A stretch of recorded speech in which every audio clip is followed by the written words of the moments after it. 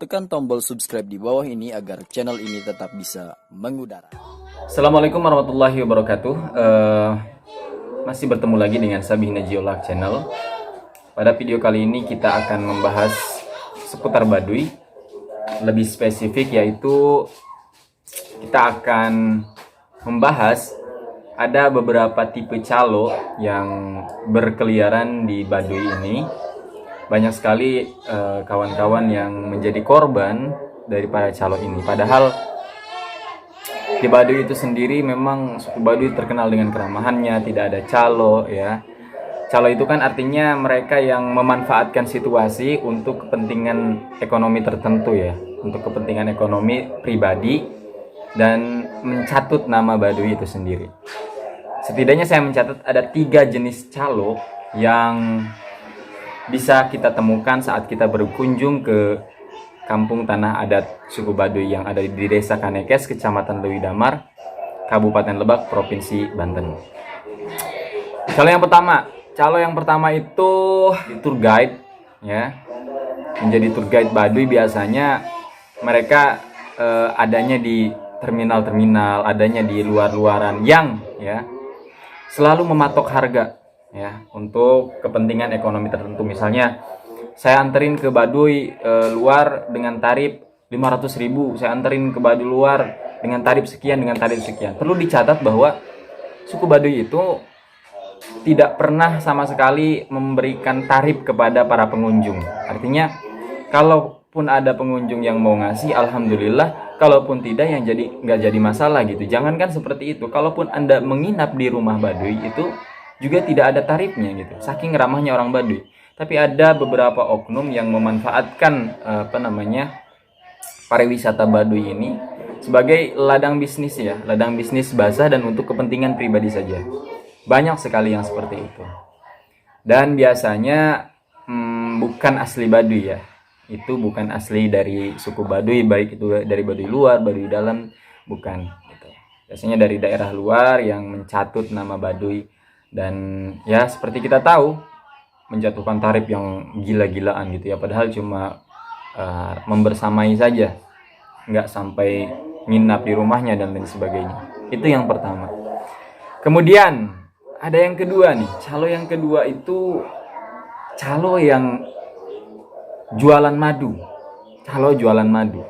Kadang-kadang kalau kita di Jakarta atau kita di Jabodetabek atau di kota, itu banyak sekali kita menemukan ada beberapa orang yang memakai ikat kepala Baduy, terus kemudian berpakaian layaknya seperti orang Baduy, jualannya jualan madu, tidak pakai sandal, terus kemudian bajunya hitam, ada juga yang ikat kepalanya putih gitu.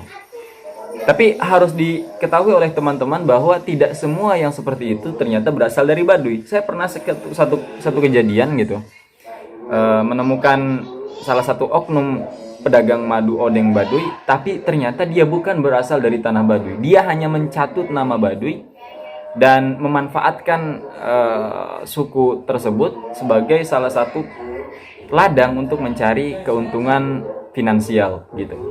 Ya, dia jualan madu, dia bilang ini itu dari Baduy, terus kemudian harganya dari harga madu biasanya 120 sampai 200 per satu botol, dia buat harganya menjadi 2 kali lipatnya, menjadi 400.000, menjadi 600.000 begitu. Lalu kemudian juga kadang-kadang aneh-aneh juga ada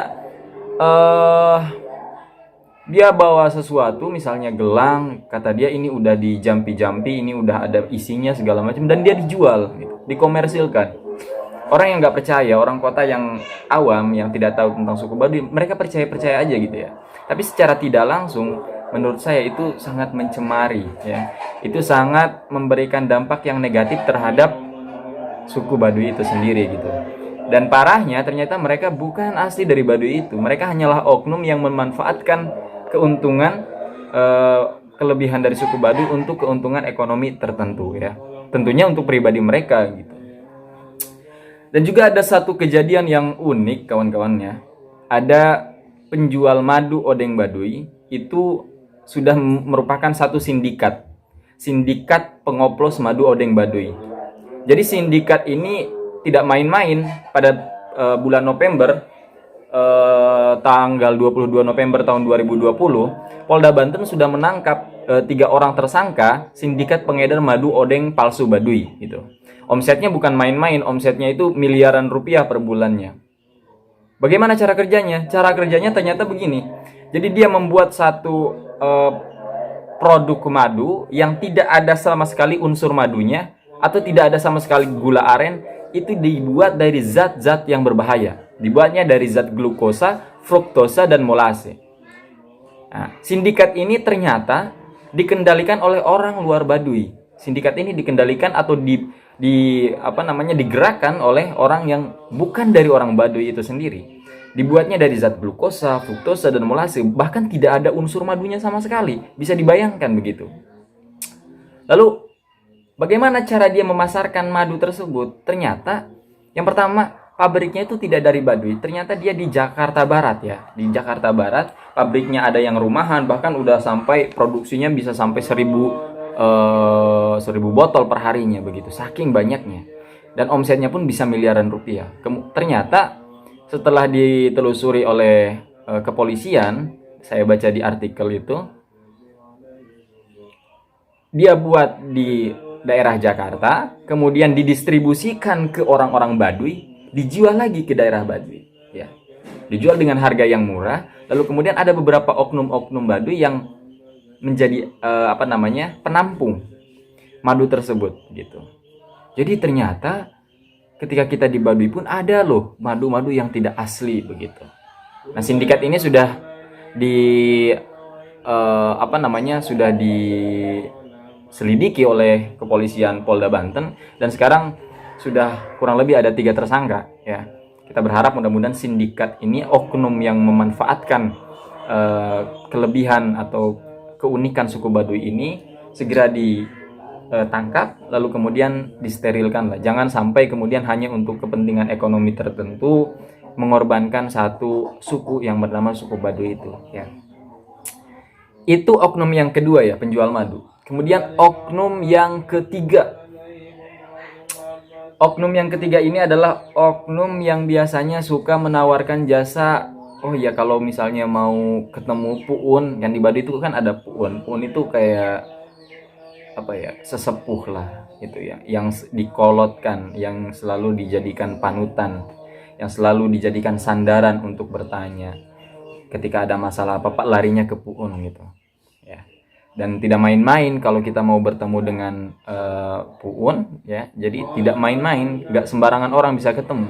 Tapi ternyata ada beberapa oknum yang secara terang-terangan menawarkan kepada orang, oh iya, saya punya kenalan di Baduy dalam itu puun gitu. Tapi maharnya sekian, tapi uangnya harus sekian gitu. Nah, itu sebenarnya itu adalah oknum, kawan-kawan. Jadi kalau kawan-kawan pingin ke Baduy dan kemudian kebetulan menemukan orang yang seperti itu, jangan digubris, jangan dihiraukan gitu. Karena memang susah ya, jangankan orang luar Baduy gitu, orang internal Baduy saja, orang-orang Baduy saja kadang-kadang susah menemui puun begitu. Apalagi orang yang di luar Baduy. Karena puun pertama dia tidak keluar dari kampung pedalaman Baduy, lalu kemudian dia juga tidak sembarangan menemui seseorang, harus ada beberapa hal-hal yang misalnya nih saya ingin sekali bertemu dengan puun gitu. Tapi kalau puunnya nggak mau, nggak bisa gitu. Harus ada feedback, harus ada saya ingin, puunnya juga ingin ketemu, dan akhirnya ketemu begitu. Tapi kalau sengaja direncanakan, sengaja pengen, apalagi sampai bayar mahar, bayar uang kepada oknum bayarnya, nah itu yang tidak baik, yang tidak benar begitu ya. Jadi saya pikir oknum ini tidak hanya di suku Baduy ya, di suku-suku yang lain atau di tempat wisata yang lain pasti selalu ada orang jahat di tengah-tengah orang baik gitu. Tapi tugas kita hanyalah mengedukasi ke masyarakat bahwa memang memberikan pemahaman juga bahwa ada loh ternyata oknum itu. 3 oknum yang sudah saya sebutkan tadi. Yang pertama oknum yang suka memasang tarif ketika berkunjung ke Baduy gitu ya. Satu-satunya biaya masuk Baduy itu cuma ada di pintu gerbangnya ya, di rumah Jaro itu bayar 5.000 gitu. Itu aja. Selebihnya gratis gitu. Itu yang pertama. Kemudian yang kedua, oknum sindikat pengedar madu odeng palsu Baduy. Nah, ini juga paling berbahaya dan sangat berbahaya untuk keberlangsungan suku Baduy dan juga berbahaya untuk kesehatan karena madunya itu dibuat dari zat-zat yang berbahaya. Terus kemudian yang ketiga adalah oknum yang suka menawarkan jasa bertemu dengan puun, yang suka menawarkan jasa kesaktian Baduy dan sebagainya. Dan tugas kita adalah mengedukasi kepada masyarakat bahwa hal-hal tersebut tidak benar. Kalaupun mau kita berkunjung ke suku Baduy, yuk kita kunjungin aja, datang aja langsung ke sana, tidak usah pakai guide-guide yang calo-calo. Kita datang ke sana, interaksi langsung dengan warganya, insya Allah welcome dan sangat ramah. Terima kasih. Assalamualaikum warahmatullahi wabarakatuh.